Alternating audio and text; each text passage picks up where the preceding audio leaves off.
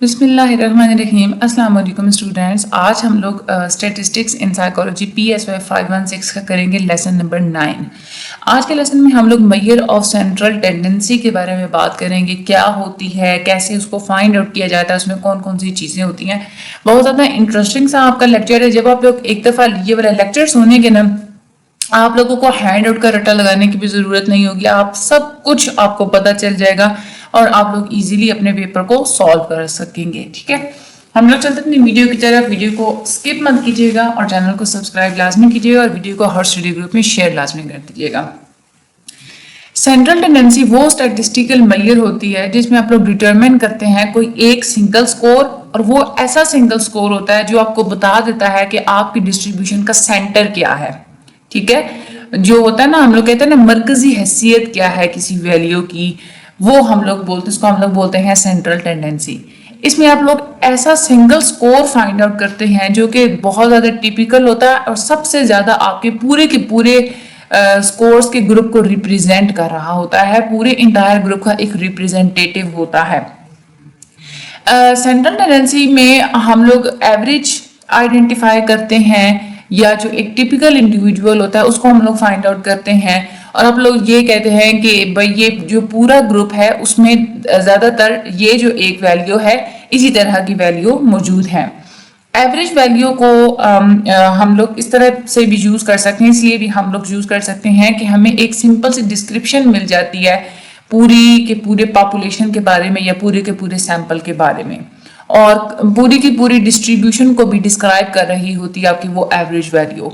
Measures of central tendency इसलिए भी useful होती हैं कि पूरे पूरे जितने भी सेट्स होते हैं या अगर कोई इंडिविजुअल्स के पूरे पूरे ग्रुप्स हैं उनके दरमियान कंपैरिजन्स बनाने के लिए भी आप इन्हीं एवरेज वैल्यूज को ही इस्तेमाल करते हैं। कोई एक आध वैल्यू ही होती है जिसकी बुनियाद पे आप लोग आगे उनको इस्तेमाल करते हैं या आप लोग कंपेयर करते हैं। फॉर एग्जांपल आप ये कहते हैं कि पूरे साल का जो एवरेज टेम्परेचर चलता है वाशिंगटन का वो है 53 डिग्री, और आप लोग ये कहते हैं कि जो एरिजोना है उसका जो एवरेज टेम्परेचर चलता है पूरे साल का वो होता है 71 डिग्री। अब आपके पास एवरेज टेम्परेचर आ गए पूरे पूरे साल के, तो आप लोग वाशिंगटन का और एरिजोना का आप लोग एक आपस में जो एक टेम्परेचर होता है उसको आप लोग कंपेयर कर सकते हैं इजीली। वरना तो पूरे साल के अगर पूरे टेम्परेचर्स लिए जाएं तो बहुत बड़ा डेटा हो जाता है, उसको कंपेयर करना इतना ज़्यादा आसान नहीं होता। दूसरा आप लोगों को ये भी फ़ायदा होता है कि एक बहुत बड़ा जो डेटा सेट होता है उसको डिस्क्राइब करने के लिए सिर्फ आपको एक सिंगल वैल्यू मिल जाती है जो कि वो एक रिप्रेजेंटेटिव नंबर होता है। अब हमने ये तो देखा कि सेंट्रल टेंडेंसी का क्या फ़ायदा होता है कि आपको एक नंबर मिल जाता है जिससे आप लोग पूरी की पूरी अपने डेटा को आप लोग रिप्रेजेंट कर सकते हैं। लेकिन उस नंबर को फाइंड कैसे किया जाता है, इसके लिए कोई सिंगल स्टैंडर्ड प्रोसीजर नहीं है। 3 तरह के मेथड्स हम लोग इस्तेमाल करते हैं सेंट्रल टेंडेंसी को मेजर करने के लिए। उन मेथड्स में आ जाते हैं, एक हमारा आ जाता है मीन, दूसरा होता है हमारे पास मीडियन और तीसरा होता है हमारे पास मॉड। ठीक है, ये चीज आप लोगों ने बड़ी इंपॉर्टेंट है, आप लोगों ने समझनी इसको आसानी से है कि किस चीज के लिए कौन सा सिंबल यूज होता है, क्योंकि ये सिंबल्स आगे जाके आप लोगों को घुमा देंगे अगर आप लोगों ने यहाँ पे ना इसको अच्छे से माइंड में रखा। सबसे पहले हम लोग बात करते हैं मीन की। मीन क्या होती है? मीन वो डिस्ट्रीब्यूशन होती है जिसमें हम लोग पहले तमाम के तमाम स्कोर्स का सम फाइंड आउट कर लेते हैं और फिर हम लोग उसको डिवाइड कर देते हैं नंबर ऑफ स्कोर्स के साथ। अगर आप लोगों को याद हो, आप लोग छोटी क्लासेस में एवरेज फाइंड आउट किया करते थे, उसको हम लोग अरिथमेटिक एवरेज भी बोलते हैं, वही असल में मीन होती है, उसी चीज को हम लोग मीन बोल रहे होते हैं। मीन हम लोग 2 तरह से कैलकुलेट करते हैं। मीन हम लोग पॉपुलेशन के लिए भी कैलकुलेट करते हैं और मीन हम लोग सैंपल के लिए भी कैलकुलेट करते हैं।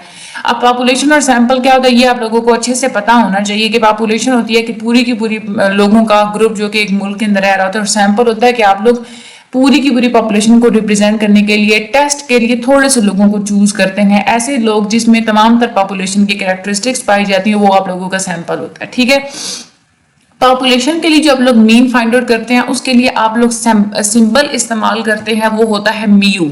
इसको आप लोग म्यू पढ़ते हैं, ग्रीक लेटर म्यू होता है ये। ठीक है, ये आप लोगों ने याद रखना है। यहाँ पे म्यू किसको डिनोट करता है? मीन फॉर पॉपुलेशन के लिए।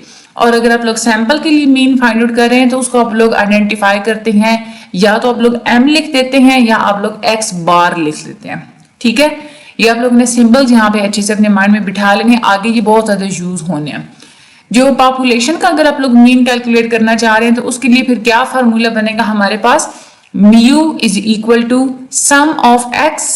सम ऑफ एक्स का क्या मतलब है, सम ऑफ तमाम जो सारी की सारी वैल्यूज हैं आपके पास, वो sum of all value divided by N. N क्या है हमारा, कैपिटल एन। यहाँ पे कैपिटल एक्स और कैपिटल एन हम लोग इस्तेमाल करें क्योंकि हम लोग पॉपुलेशन की बात करें, पॉपुलेशन वाला हम लोग फार्मूला देख रहे हैं। एन है आपके पास नंबर ऑफ वैल्यूज। इसमें क्या होता है कि जितने भी स्कोर्स हैं पॉपुलेशन के अंदर, फर्स्ट आप लोग उनको ऐड कर देंगे और फिर आप लोग उसको डिवाइड कर देंगे एन के साथ, यानी कि नंबर ऑफ स्कोर्स के साथ, यानी कि टोटल कितने स्कोर्स आपके पास थे। इसीलिए इसी तरह से अगर आप लोगों ने सैंपल के लिए मीन कैलकुलेट करना है तो sample mean is equal to, sample mean के लिए हम कौन सा सिंबल इस्तेमाल करते हैं, कैपिटल एम या एक्स बार। तो capital M is equal to sum of small X, यहाँ पे हम लोग इसके लिए इस्तेमाल करते हैं क्योंकि सैंपल की हम लोग चीजों को सैंपल के हम लोग स्कोर को देख रहे हैं ना, तो उसको आइडेंटिफाई करने के लिए हम लोग यहाँ पे स्मॉल एक्स का अल्फाबेट इस्तेमाल करते हैं और नंबर ऑफ ऑब्जर्वेशंस के लिए हम लोग स्मॉल एन का इस्तेमाल करते हैं। ठीक है, तो sum of X divided by small N, ये आपके पास आ जाएगा सैंपल मीन का फार्मूला। ठीक है, अब यहाँ पे इन्होंने यहाँ पे एक दिया हुआ एग्जाम्पल कि पॉपुलेशन है उसमें स्कोर्स है एन, यानी कि 4 लोगों के स्कोर्स आपने इकट्ठे किए 3, 7, 4 और 6। इसका वो कहते हैं कि मीन फाइंड आउट करके दिखाएं। तो पॉपुलेशन के मीन के लिए हम लोग क्या सिंबल इस्तेमाल करते हैं, म्यू। तो हम लोग लिखेंगे mu is equal to sum of X, यानी कि ये जो सारी की सारी वैल्यूज है इनको आप लोग आपस में ऐड कर लेंगे। ऐड करने से ये बनता है 20 डिवाइडेड बाई एन, यानी कि नंबर ऑफ वैल्यूज कितनी है यहाँ पे 1 2 3 4 है ना, ऊपर बताए हुए भी है कि n इज इक्वल टू 4 है, तो 20 divided by 4 is equal to 5, यानी कि पॉपुलेशन का मीन म्यू आपके पास क्या आया 5। ठीक है, उसके बाद एक और होता है हमारे पास वेटेड मीन। वेटेड मीन का क्या मतलब होता है, अभी ये जो हम लोगों ने ऊपर मीन फाइंड आउट किया ये तो सिर्फ एक ही सेट था। ठीक है, ऐसा ही है ना, एक ही सेट था स्कोर्स का, आपने उसका वो फाइंड आउट कर लिया। लेकिन अगर आपके पास, अगर आपको आपका इंस्ट्रक्टर या कोई भी आपको 2 या 2 से ज्यादा सेट्स दे देता है डेटा की और आपको ये कहते हैं कि मीन फाइंड आउट करें, तो 2 या 2 से ज्यादा सेट्स जो होता है आपके डेटा का, उसका जो आप लोग एक ओवरऑल मीन फाइंड आउट कर लेते हैं ना, कंबाइन करके ग्रुप्स को, उसको हम लोग बोलते हैं वेटेड मीन। फॉर एग्जांपल आपको 2 सैंपल्स दे दिए, सैंपल 1 और सैंपल 2।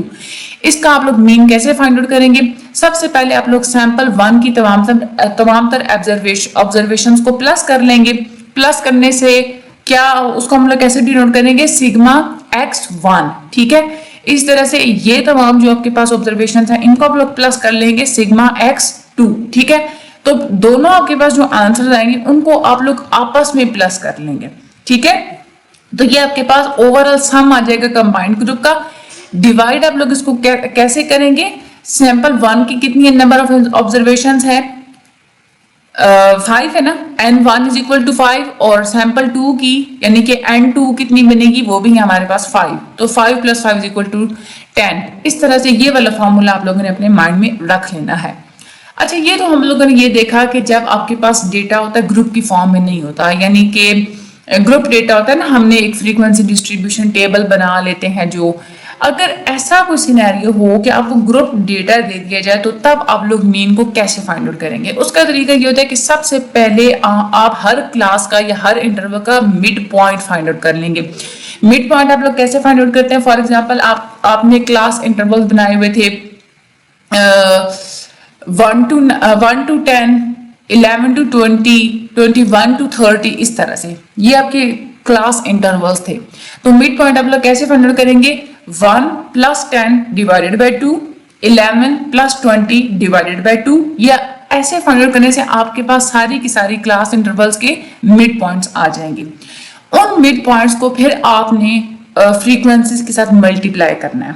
ठीक है, मल्टीप्लाई करने से जो आपके पास आंसर्स आएंगे सारे के सारे डेटा के, उनका आपस में आपने सम फाइंड आउट कर लेना है। ठीक है, तो यहां से हमारे पास क्या फॉर्मूला बनेगा, सम ऑफ f(x) क्या है, f इज द फ्रीक्वेंसी और x क्या था हमारे पास मिड पॉइंट, यानी कि sum of frequency multiply by mid point divided by n, यानी कि आपकी नंबर ऑफ ऑब्जर्वेशंस कितनी थी। तो आप लोग ग्रुप डेटा के लिए इस तरह से मीन फाइंड आउट करते हैं।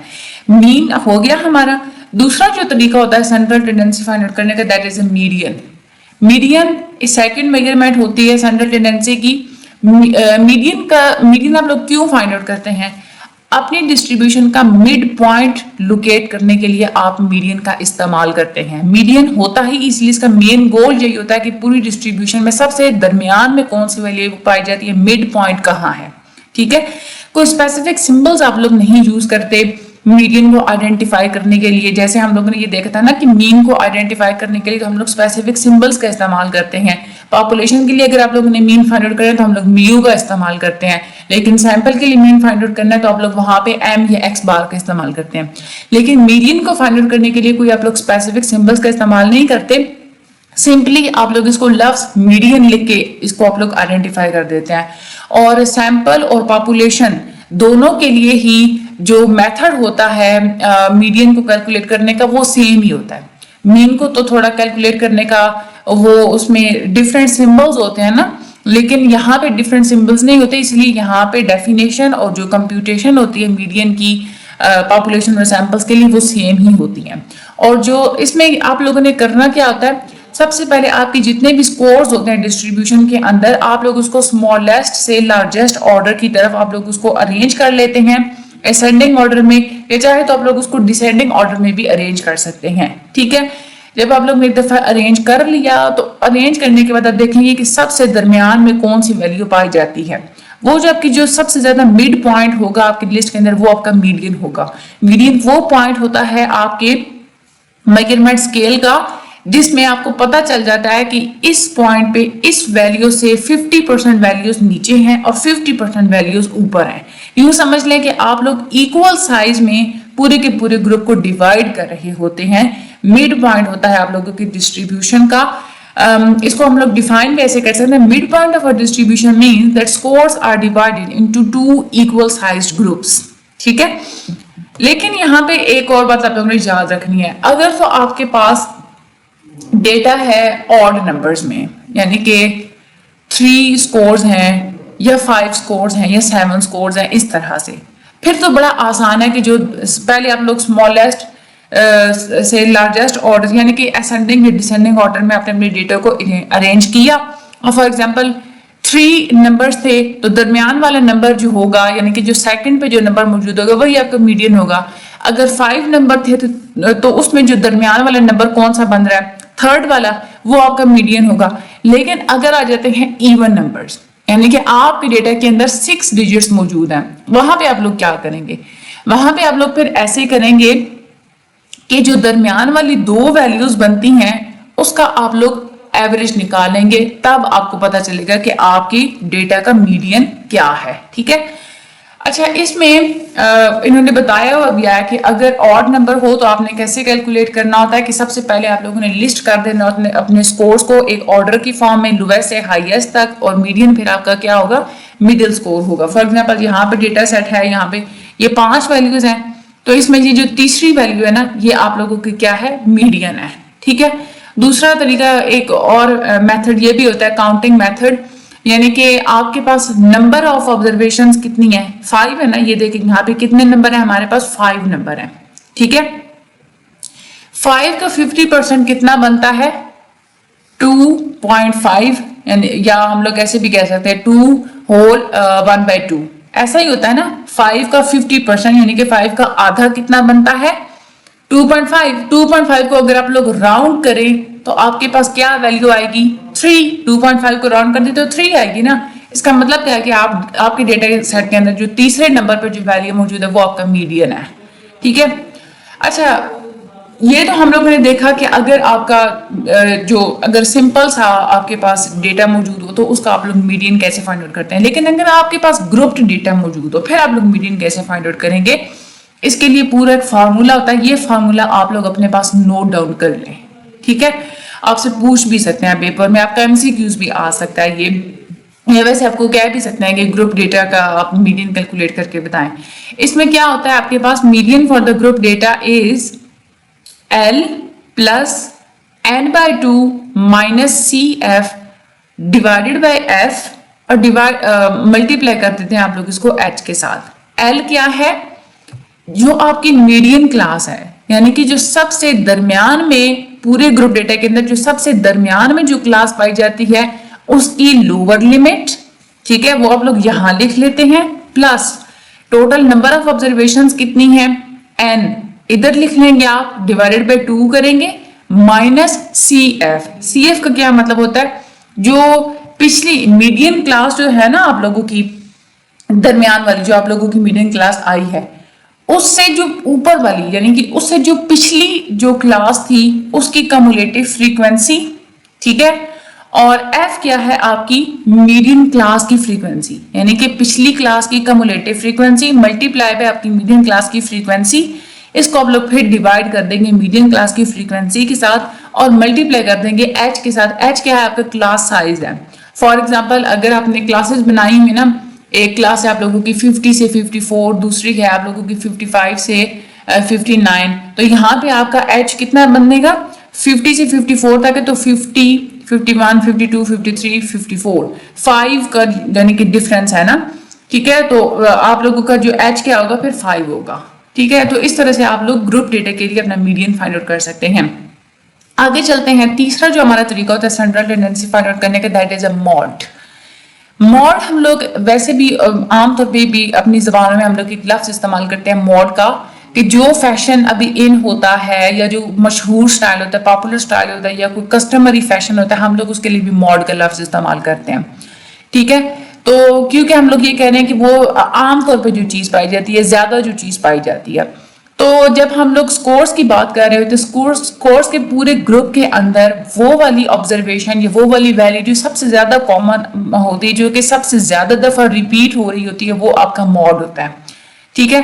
अब फ्रीक्वेंसी डिस्ट्रीब्यूशन के अंदर मॉड वो स्कोर या वो कैटेगरी होती है जिसकी फ्रीक्वेंसी बहुत ज्यादा हाई होती है। फ्रीक्वेंसी हम लोग यही कहते हैं ना कि फ्रीक्वेंसी तादाद होती है किसी चीज का कसरत में पाया जाए, तो जो जिस वैल्यू की फ्रीक्वेंसी बहुत ज्यादा है या जिस डिस्ट्रीब्यूशन की फ्रीक्वेंसी बहुत ज्यादा है, जिस कैटेगरी की फ्रीक्वेंसी बहुत ज्यादा है, उसको हम लोग क्या बोलेंगे, वो हमारा मॉड होगा। मॉड के लिए आप लोग कोई स्पेशल सिंबल्स का नहीं इस्तेमाल करते मॉड को आइडेंटिफाई करने के लिए, या पॉपुलेशन के मॉड में और सैंपल के मॉड में भी कोई डिफरेंस वगैरह नहीं होता, और जो सैंपल की डिस्ट्रीब्यूशन और पॉपुलेशन के लिए जो मॉड होता है दोनों की डेफिनेशन भी बिल्कुल सेम ही होती है।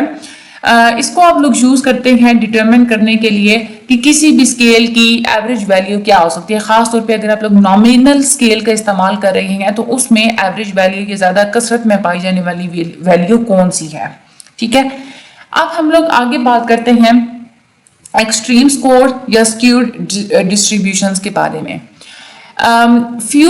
कुछ जो है ना वो जो एक्सट्रीम स्कोर्स होते हैं ना, एक्सट्रीम स्कोर्स का ये मतलब होता है कि कुछ वैल्यू जो बहुत ज्यादा हाई होती है। फॉर एग्जांपल आपका डेटा है ना, डेटा के अंदर आपकी वैल्यूज कुछ इस तरह से मौजूद है 5, 7, 8, 9, उसके बाद 16, 17, 20, और इसके बाद एकदम से एक्सट्रीम स्कोर आ गया 110 का, वो आपके एक्सट्रीम स्कोर यानी कि जो बहुत ज्यादा जो बड़ी वैल्यूज होती हैं। जब आप लोग डेटा को अरेंज कर रहे होते हैं ना, तो आपकी सबसे छोटी वैल्यू और जो सबसे बड़ी वैल्यू होती है उसको आप लोग देखते हैं, वो आपकी एक्सट्रीम वैल्यूज होती हैं, ठीक है। अब वो एक्सट्रीम वैल्यूज अगर दूसरे तमाम तर डेटा सेट से बहुत ज्यादा बड़ी हैं, डिफरेंस बहुत ज्यादा है एक्सट्रीम वैल्यूज का दूसरे डेटा से, तो फिर कुछ मसले होते हैं। अब वो मसले कौन से होते हैं? वो मसले इस तरह से होते हैं कि अगर तो आपकी एक्सट्रीम वैल्यूज का डिफरेंस बहुत ज्यादा है तो वहां पे आप लोग मीन को नहीं इस्तेमाल कर सकते पूरी की पूरी डिस्ट्रीब्यूशन को रिप्रेजेंट करने के लिए, ठीक है। फॉर एग्जांपल आप ये कहते हैं कि पाकिस्तान के अंदर एवरेज सैलरी कितनी होती है, यानी कि ज्यादातर लोगों की सैलरी कितनी होती है, और वहां पे फॉर एग्जांपल आपके डेटा के अंदर मौजूद है कि एवरेज सैलरी में जो है ना वो 5 वैल्यूज मौजूद हैं, ठीक है। 5 वैल्यूज हैं 5,000, 10,000, 15,000, 18,000, 20,000, और एक है पूरी 1 लाख वाली, ठीक है। अब मीन में आप लोग सारी की सारी वैल्यूज का इस्तेमाल कर रहे होते हैं।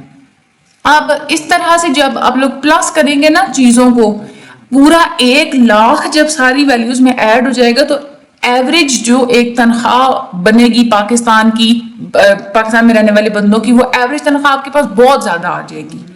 अब वो 5,000 वाले बंदा, ये जो 10,000 वाला बंदा है, उसकी तनख्वाह से तो वो बहुत ही ज्यादा बड़ी वो आपके पास वैल्यू आएगी। तो मीन जो होता है ना, यही वजह होती है कि एक या एक से ज्यादा जो एक्सट्रीम वैल्यूज पाई जाती हैं वो आपके डेटा को बहुत ज्यादा इन्फ्लुएंस करती हैं, उसका इन्फ्लुएंस बहुत ज्यादा होता है। वहां पे आप लोग मीन को नहीं इस्तेमाल कर सकते अपने डेटा को रिप्रेजेंट करने के लिए, ठीक है। मीन का वैसे ये फायदा होता है कि इसमें आप लोग ना स्कोर्स, जितने भी आपके पास स्कोर्स होते हैं सबको इक्वली आप लोग इस्तेमाल कर रहे होते हैं। लेकिन यहाँ पे जब एक्सट्रीम वैल्यूज वाली बात होती है तो वहां पे मीन का ये वाला एक डिसएडवांटेज होता है, ठीक है।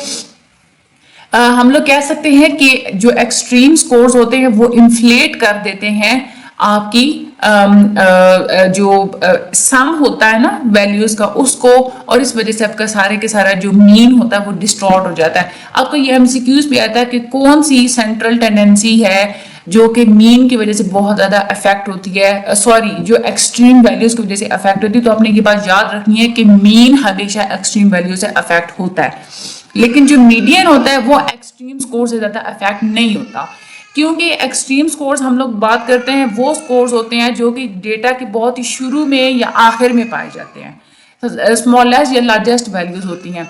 लेकिन मीडियन में आप लोग क्या करते हैं, आप लोग स्मॉलेस्ट या लार्जेस्ट वैल्यू को देखते ही नहीं है, आप जस्ट दरमियान वाली वैल्यू को जाके देखते हैं। यही वजह है कि मीडियन एक्सट्रीम स्कोर से अफेक्ट नहीं होती। लेकिन आपने ये भी बात याद रखनी है कि मीन अनचेंज रहेगा, इवन की एक्सट्रीम स्कोर्स चाहे 1000 है, चाहे 100 है, चाहे लैक्स है, कुछ भी है, वहां पे मीडियन आपका अनचेंज रहेगा। तो ऐसी सिचुएशन में हम लोग कहते हैं कि मीडियन आपको ज्यादा हेल्प आउट करता है। मीडियन को ज्यादातर कॉमनली यूज किया जाता है जब आप लोग रिपोर्ट कर रहे होते हैं ना कि किसी भी स्क्यूड डिस्ट्रीब्यूशन के लिए एवरेज वैल्यू क्या है, यानी कि आप लोग ये देखना चाह रहे हैं कि एक जो डिस्ट्रीब्यूशन है वो बिल्कुल सिमेट्रिकल है, आपने ग्राफ बनाया, उसके राइट हैंड साइड और लेफ्ट हैंड साइड बिल्कुल इक्वल है। अगर आप लोग ग्राफ को दरमियान से दो हिस्सों में काट देते हैं तो वहां पे आप लोग मीडियन को ही ज्यादातर इस्तेमाल करते हैं एवरेज वैल्यू बताने के लिए। क्यों? क्योंकि आपका जो मीन होता है वो इन्फ्लुएंस हो जाता है आपकी एक्सट्रीम वैल्यूज की वजह से।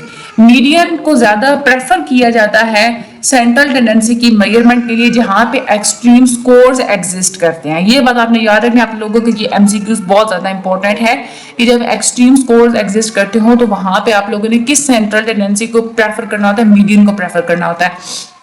अगला जो हम लोग हमारा जो लेक्चर होगा उसमें हम लोग ये देखेंगे कि मीन को कहाँ पे यूज करना होता है, मीडियन को कहाँ पे यूज करना होता है, और आप लोगों ने मॉड को कहाँ कहाँ यूज करना होता है। क्योंकि 3 तरीके हमें पता है ना सेंट्रल टेंडेंसी के।